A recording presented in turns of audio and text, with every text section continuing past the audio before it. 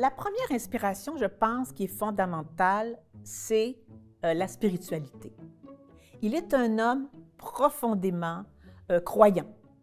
Donc, ça, c'est un aspect de sa personnalité très important. Et en même temps, il a un regard assez joyeux par rapport à ça, parce qu'il va dire que jouer la messe, c'est faire du théâtre. Donc, il le met dans une perspective aussi artistique, ce qu'il va faire d'ailleurs dans ses créations, et ça se manifeste beaucoup dans ses œuvres. Pensons à Cérémonie, par exemple, qui est une œuvre de 1972 où il y a un tableau extraordinaire où on reconnaît très bien la dernière scène de Jésus avec des danseurs. Et cette configuration-là, de cette œuvre-là, a servi à faire une photo qui est devenue une toile que l'on voit maintenant à la Place des Arts. Quand vous montez les escaliers de la Place des Arts du Théâtre Maisonneuve, c'est cette magnifique toile qui est là. Alors, si on s'approche, bien sûr, on peut voir que c'est M.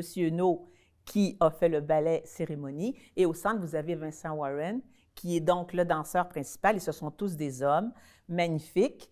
Donc, M. No va aborder des thèmes religieux et va le faire à une époque où ça devient un enjeu politique et social. Parce que dans les années 70, il y a une désaffection de l'Église. On s'intéresse beaucoup moins au culte religieux. Et M.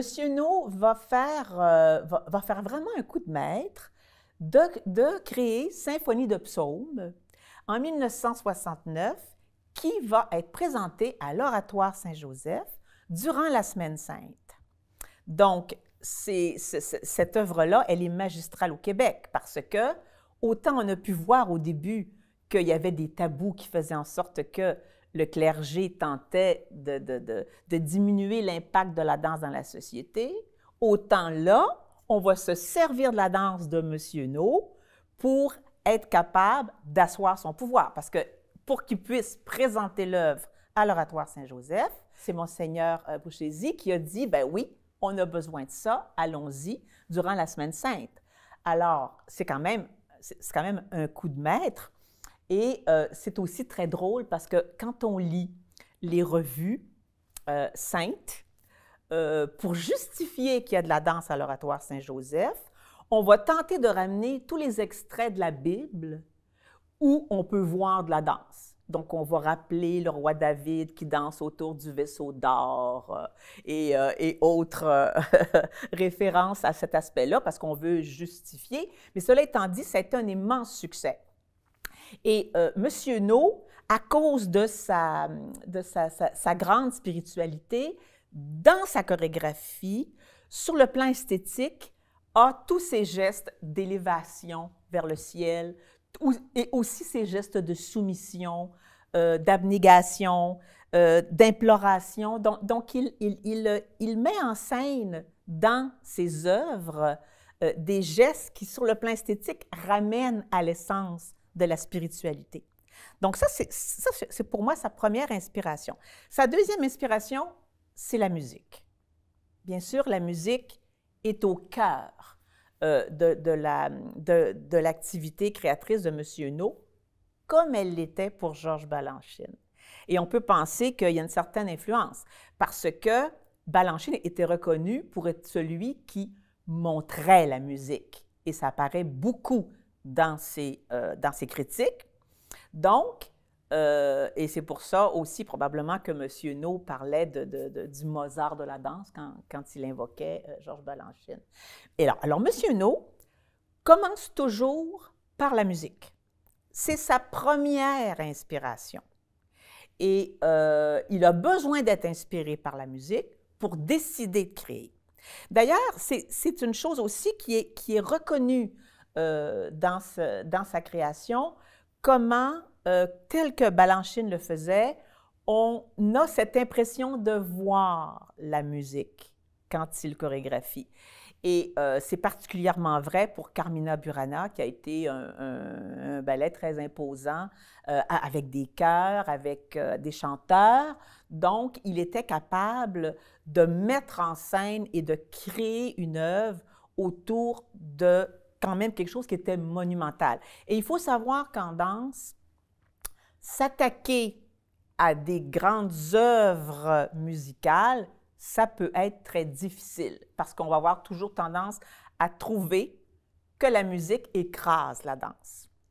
Donc, le pari que M. No a réussi à relever, c'est de faire valoir la danse et la musique sur un pied d'égalité, même s'il y a des chœurs sur scène, même s'il y a des chanteurs qui sont là et qui donnent une certaine vibration au spectacle. Donc, la danse, elle est quand même très importante. Le troisième aspect de la création de M. No, c'est l'aspect formel.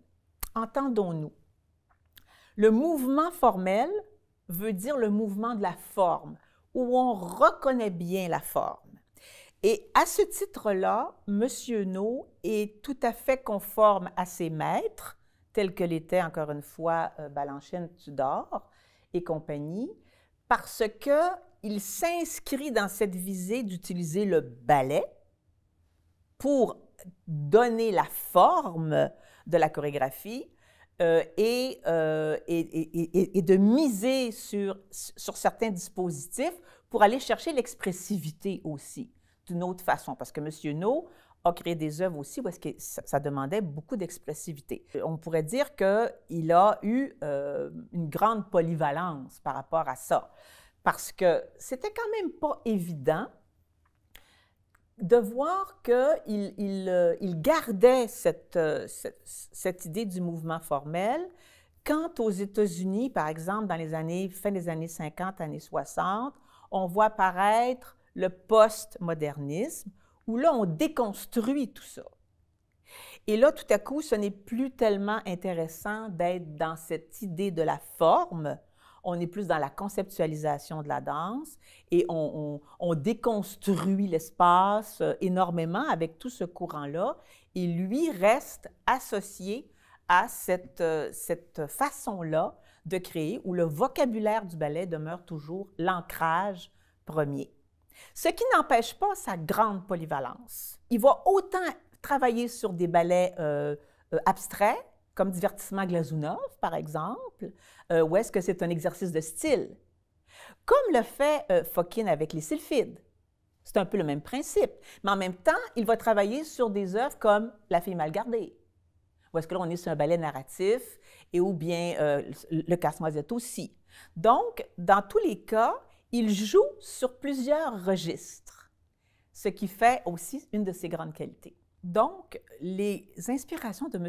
No, on peut le voir, sont liées à une certaine forme de tradition, mais il va aussi beaucoup s'ancrer dans la modernité. Pensons au fait, par exemple, d'utiliser une musique qui vient du Moyen Âge, comme Carmina Burana, et la transposer dans une autre époque, qui est la Renaissance. Donc, c'est déjà un pari qui peut ne pas être très évident. On a parlé tout à l'heure de sa vision décomplexée de la religion.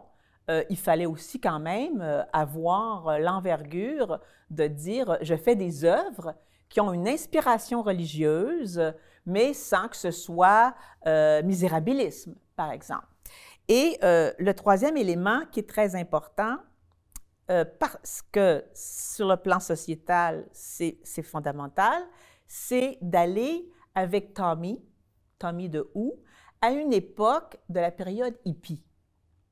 Il ne faut pas penser que la période hippie a été une adhésion sans conteste dans la génération des années 69-70. C'est pas vrai.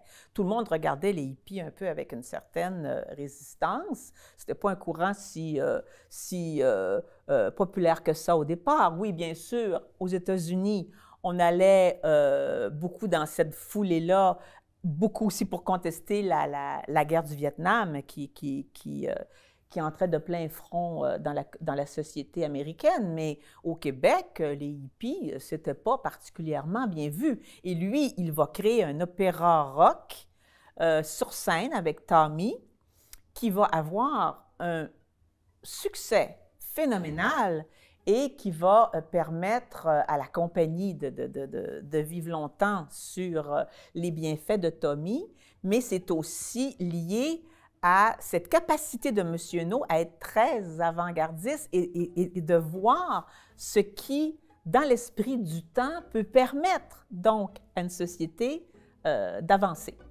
C'était quand même quelque chose qui était considéré un petit peu comme subversif à l'époque.